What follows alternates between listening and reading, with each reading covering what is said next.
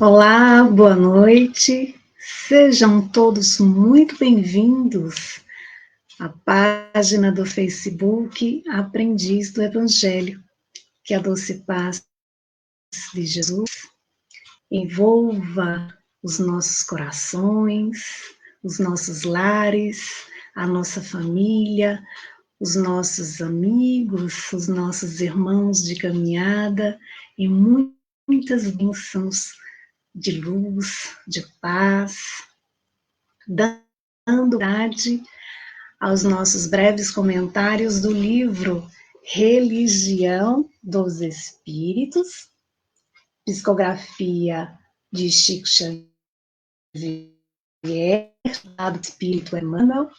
E este livro ele faz parte da coleção Estudando a Codificação, publicada pela FEB, onde cada capítulo ele apresenta uma questão de O Livro dos Espíritos, comentado aqui no livro Religião dos Espíritos, por Emmanuel, fazendo seus comentários de forma extraordinária, como sempre.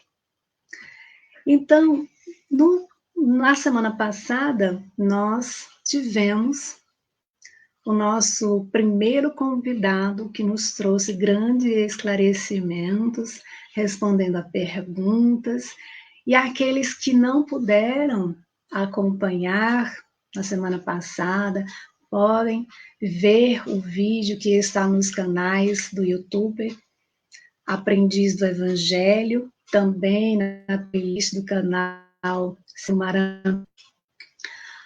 No capítulo anterior que nós estudamos, o capítulo 10, Emmanuel, ele faz um convite aos nossos corações para examinarmos a nossa própria aflição, aquilo que está nos inquietando, aquilo que está nos machucando, nos ferindo, nos incomodando, e que pode gerar um desequilíbrio em nosso comportamento. No capítulo de hoje, o capítulo 11, intitulado Pureza, Emmanuel nos convida a refletirmos sobre a pureza de nossos corações.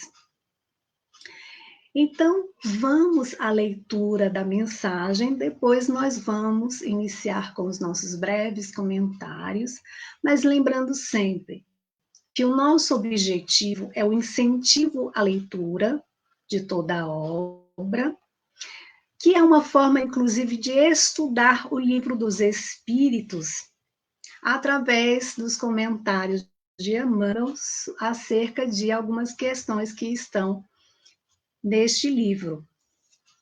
Então, Emmanuel, ele inicia: Bem-aventurados os puros, porque verão a Deus. Estudando a palavra do Mestre Divino, recordemos que no mundo, até hoje, não existiu ninguém como ele, com tanta pureza na própria alma. Cabe-nos, pois, lembrar como Jesus via no caminho da vida, para reconhecermos com segurança que, embora na Terra, sabia encontrar a presença divina em as situações e em todas as criaturas. Para muita gente, a manjedoura era lugar desprezível. Entretanto, ele via Deus na humildade com que a natureza lhe oferecia materno colo e transformou a estrebaria num poema de excelsa beleza. Para muita gente, Maria de Magdala era mulher sem valor, pela obsidiada com que se mostrava na vida pública. No entanto, Ele via Deus no coração feminino, ralado de sofrimento, e converteu-a em mensageira da celeste ressurreição. Para muita gente, Simão Pedro era homem rude e inconstante, indigno de maior consideração. Contudo, ele via Deus no espírito atribulado, doador, semi-analfabeto, que o povo menosprezava e transformou em paradigma de fé cristã para todos os séculos. Para muita gente, Judas era negociante de expressão suspeita, capaz de astuciosos ardis, e louvor de si mesmo. No entanto, ele via Deus na alma inquieta do companheiro que os outros menoscabavam e estendeu-lhes braços amigos até o fim da penosa deserção a que o discípulo distraído se entregou invigilante. Para muita gente, Saulo de Tarso era guardião intransigente da lei antiga, vaidoso e perverso, na defesa dos próprios caprichos. Contudo, ele via Deus naquele espírito atormentado e procurou para confiar-lhe embaixada importante. Se purificares assim o coração, identificarás a presença de Deus em toda parte, compreendendo que a esperança do Criador não esmorece em criatura alguma, e perceberás que a maldade e o crime são apenas espinheiro e lama que envolvem o campo da alma, o brilhante divino que vira fatalmente a luz, e aprendendo e servindo, ajudando e amando, passarás na terra por mensagem incessante de amor, ensinando os homens que te rodeiam a converter o charco em berço de pão e a entender que, mesmo nas profundezas do pântano, podem surgir lírios perfumados e puros para exaltar a glória de Deus. E a questão que é apresentada neste livro é a do número 632 do Livro dos Espíritos, quando Kardec pergunta: estando sujeito ao erro, não pode o homem enganar-se na apreciação do bem e do mal e crer que pratica o bem quando em realidade pratica o mal? Ou seja, se já somos passíveis, tão passíveis de erros, né? Se já somos tão vulneráveis ao erro, será que a gente não pode confundir, achar que está fazendo bem, quando na realidade nós estamos fazendo mal? E essa pergunta, ela é muito atual. Porque muitas vezes nós queremos ajudar o outro, dizendo ao outro o que ele deve fazer ou deixar de fazer, orientando o outro. Porque muitas vezes é engraçado, nós temos como que soluções mágicas para o outro. Parece tão mais fácil, tão mais simples quando é com o outro. E aí costumamos a dar conselhos, direcionando o que o outro deve fazer.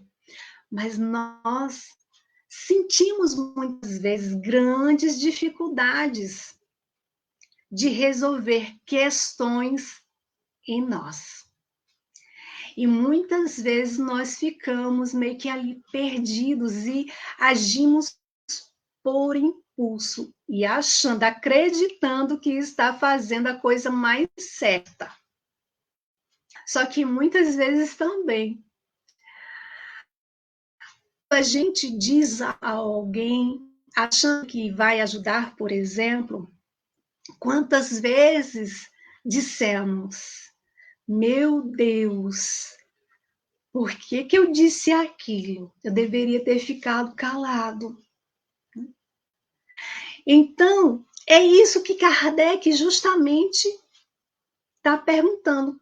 Como é que eu sei que eu estou fazendo bem ou que eu estou fazendo mal? E aí os espíritos respondem: Jesus disse: vede o que querieis que vos fizessem ou não vos fizessem. Tudo se resume nisso. O que vou fazer ao outro é justamente aquilo que eu gostaria que a mim fosse feito, né? O qual está sendo a minha ação para comigo mesmo? Para a minha atitude. A atitude que eu estou tendo está, de certa forma, prejudicando a outro? Será que não está sendo egoísta? Então, Emmanuel faz essa vinculação dessa questão com a pureza ao estado da boa aventurança.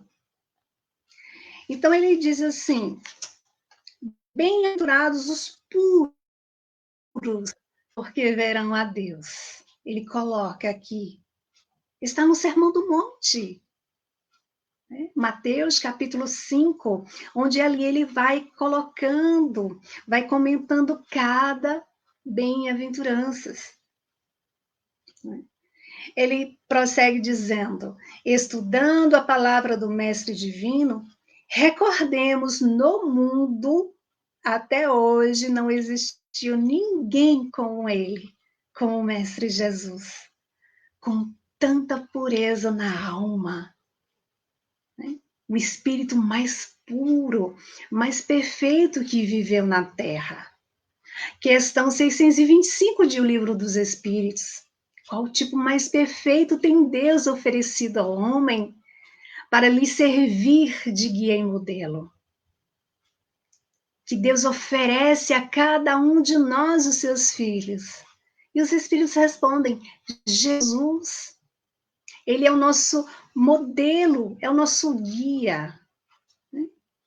Porque ele é guia, porque ele conhece o caminho e ele faz um convite para todos nós, para seguirmos os seus passos, agora em uma nova caminhada com ele.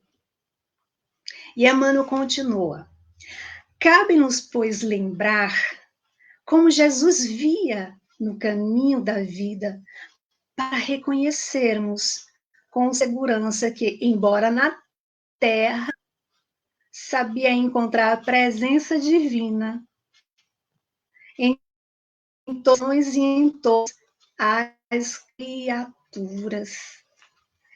Jesus, quando esteve na terra, ele soube aproveitar cada situação, cada pessoa que cruzava o seu caminho, cada minuto, cada instante, para deixar a sua lição, para deixar o seu exemplo. Ele disse: no mundo tereis aflições, mas tem de bom ânimo, eu venci o mundo. Como a nos dizer que podemos sim vencer o nosso mundo íntimo, as nossas dificuldades, os nossos medos, os desafios, nos mostrando que, apesar das dificuldades, apesar das dores, das aflições, nós podemos, inclusive, identificar a presença de Deus, o nosso Pai. em tudo. Nós não estamos sozinhos. Deus não nos abandona em nenhum momento. E aí, Emmanuel, ele traz os exemplos de pureza, né? Do olhar de pureza do nosso Mestre Jesus. E vamos apenas ver alguns pontos que nos tem. Emmanuel, ele diz assim: para muita gente, Maria de Magdala era mulher sem qualquer valor, pela condição de obsidiada com o que se mostrava na vida pública. No entanto, nosso Mestre Jesus, ele viu Deus, ele via Deus naquele coração feminino, ralado ali de sofrimento, diz Emmanuel, e a converteu-a em mensageira da celeste ressurreição. Para o Mestre Divino, ela precisava enxergar que ela tinha sede era de amor.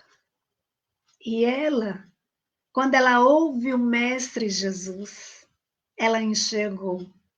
Ela, inclusive, identificou onde e em que área o seu espírito estava enfermo. E muitos já enxergaram. Outros ainda não. Outros vão levar alguns anos, algumas décadas, alguns séculos para começarem a enxergar. E o Maria de Magdala enxergou. Ela tinha uma vida voltada aos prazeres, aos vícios, ao corpo. Era uma mulher mal vista. Ela não conseguia ser dona, inclusive, dos seus desejos. Os desejos era que dominava ela. Mas Jesus, ele não via impureza nela. Jesus enxergou nela a pureza de seu coração.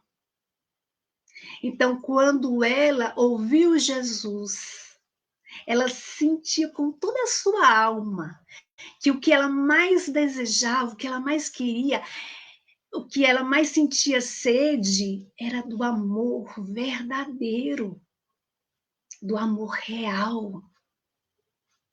Então, ela encontra em Jesus, nas palavras do Mestre, esse amor. E Jesus via essa sede que ela tinha em seu coração. Após a crucificação, ele aparece primeiramente para ela e ela vai falar, né, vai dar o seu testemunho aos outros discípulos, mas ninguém acreditava nela, ninguém acreditou nela, a não ser Maria, a mãe de Jesus, mas os discípulos não. Mas ela não desanimou, porque ela já vinha ali com o seu coração renovado, ela já estava seguindo os passos de Jesus. E ali ela continuou a sua caminhada. Ela foi atender a outros corações invisíveis, a outros invisíveis como ela. E aí ela passa a ajudar no Vale dos Leprosos. Quando Emmanuel diz assim: para muita gente, Simão Pedro era homem rude e inconstante, indigno de maior consideração. Contudo, ele via Deus no espírito atribulado. Jesus via Deus em Simão Pedro, aquele pescador que o povo ali menosprezava, e transformou em paradigma da fé cristã para todos os séculos. O que seria a Casa do Caminho sem o São Pedro? O que seria? né? A casa do caminho sem aquele homem que aquietava tantos corações, que acalmava a todos aqueles impulsos de corações ali inquietados. E Emmanuel continua, outro ponto que nos chama a atenção é quando ele fala, para muita gente, Saulo de Tarso era guardião intransigente da lei antiga, vaidoso e perverso na defesa dos próprios caprichos. Contudo, ele via Deus naquele espírito atormentado e procurou pessoalmente para confiar-lhe em embaixada importante. Após o encontro de Jesus, né, de Saulo de Tarso com as portas de Damasco, ele saiu ali querendo espalhar aquilo que tinha acontecido. Ele queria falar do encontro que ele teve com o Mestre e do poder transformador que o Mestre Jesus tem em nossos corações. Mas ele foi taxado como louco e ele saiu na sua caminhada. A sua família virou as costas. O seu pai expulsou ele de casa. E depois, caminhando, ele muito cansado, doente, se abriga ali numa caverna, faz uma prece fervorosa e adormece. Em desdobramento, ele encontra, num lugar lindo, os dois irmãos, Estevão, que ele havia sido responsável, né, pela morte de Estevão, pelo apedrejamento, e ele ali todo envergonhado em frente a Estevão.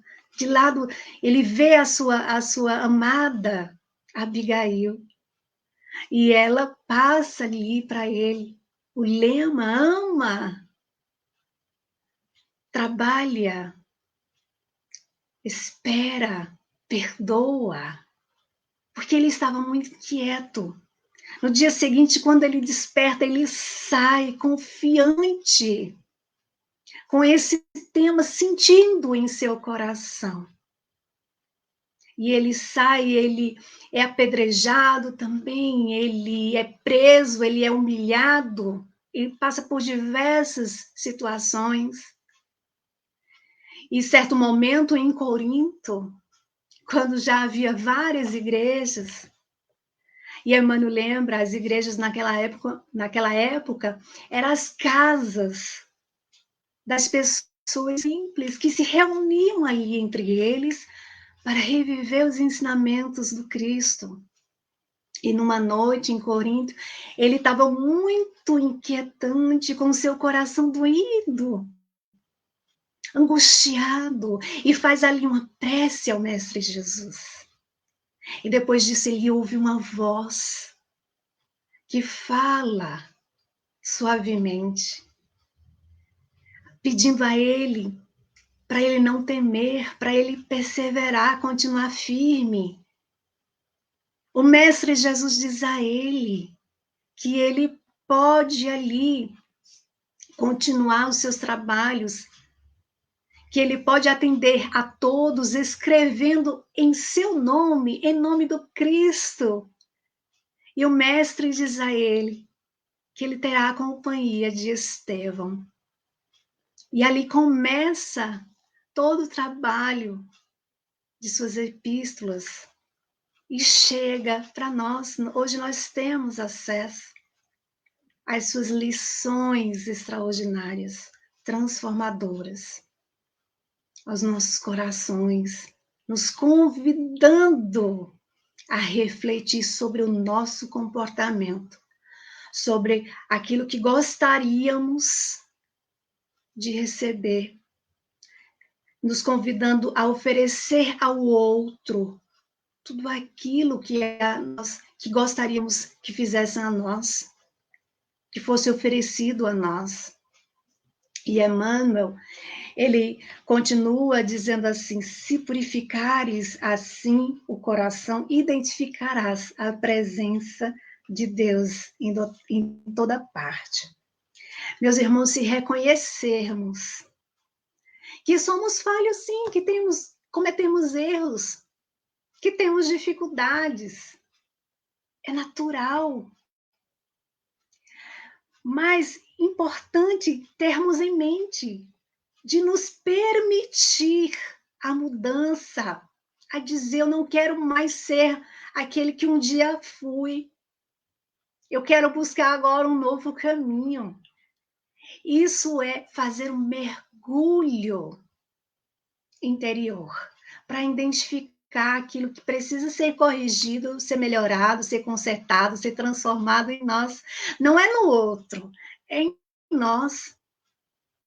Nós não podemos mudar o outro, nós não podemos mudar o pensamento do outro, mas nós podemos sim fazermos o nosso melhor, transformando aquilo que está dentro de nós. E aí sim, seremos um bom exemplo para o outro. E aí sim, tocaremos outros corações para que se sintam impulsionados em querer mudar, em querer melhorar. É assim que contribuímos para a evolução de nossos irmãos de caminhada, através do exemplo. E por isso a importância de lembrarmos do nosso Mestre Jesus, que é o nosso modelo e guia. E Emmanuel, ele nos lembra: e aprendendo e servindo, ajudando e amando, passarás na terra, por mensagem incessante de amor, ensinando os homens que te rodeiam a converter o charco em berço de pão, através do exemplo. E para seguirmos esse exemplo, é preciso identificar quem somos, nos colocarmos à disposição de buscar o autoconhecimento, de refletir sobre as nossas ações. O Espírito de Santo Agostinho, na questão 919A, ele nos oferece o seu exemplo. Ele diz assim: fazei como eu fazia quando vivi na terra. Ao fim do dia, perguntava a minha consciência do que tinha feito, das minhas ações. É essa a proposta, porque o conhecimento nos liberta. Quando buscamos o conhecimento de nós mesmos, tiramos as vendas de nossos olhos para enxergar o que antes não conseguíamos. Desenvolvemos um novo ponto de vista. E aí lembramos também do Evangelho segundo o Espiritismo, lá no início, no capítulo 2, quando Kardec, no capítulo 2, item 7, ele nos lembra que o Espiritismo dilata o nosso pensamento, nos apresentando novos horizontes, ou seja, novas lentes, um novo ponto de vista, uma nova maneira de enxergar, de encarar as diversas situações. Lembrando que estamos num mundo de expiações e provas, por necessidade. Todos nós estamos matriculados nessa grande escola, todos nós somos aprendizes. E é importante ter a consciência de ter essas montanhas de dificuldades no nosso dia a dia, mas poder agora enxergar como oportunidade de aprendizado, sempre contínuo, e assim nós vamos avançando, nós vamos passando de ano a cada encarnação, e vamos nos elevando na direção do amor de Deus, o nosso Pai. Então, meus queridos amigos, gratidão imensa àqueles que puderam participar ao vivo, àqueles que irão nos acompanhar posteriormente. Que Deus e Jesus abençoe a todos. E até a próxima quinta-feira, às 21h30, aqui na página do Aprendiz do Evangelho no Facebook. Que Deus e Jesus nos abençoe, que possamos ter uma noite de muita paz, de luz, e que amanhã possamos acordar com mais vontade firme e sincera de fazermos o melhor por nós e por todos os nossos irmãos de caminhada. Muita paz.